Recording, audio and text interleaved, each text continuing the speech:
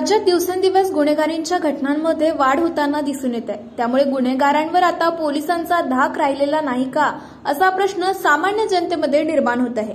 अशातच आता नागपूरमधून एक धक्कादायक घटना समोर आली आहे। तू माझ्याकडेच रागाने का बघतो अशा अतिशय किरकोळ वादातून तलवार काढून एका इसमावर वार केल्याची माहिती पोलिसांनी दिली आहे। पोलिसांनी आरोपीला अटक केली असून पुढील तपास पोलीस करीत आहेत। फिर्यादी आणि त्यांचा मुलगा हे दोघं जण त्यांच्या घराच्या इथे उभे असताना यातील आरोपी जो आहे तो ऑफिसवरनं कामावरून घरी येत होता।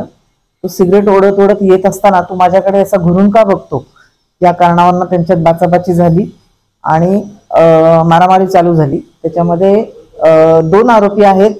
त्यातल्या एका आरोपीने तलवारीने फिर्यादी आणि त्यांच्या मुलाला दोघांनाही मारहाण केली आणि त्याला जखमी केलेला आहे। त्याच्यामध्ये आम्ही दोन आरोपी एका तासाच्या आतमध्ये अटक केलेली आहे।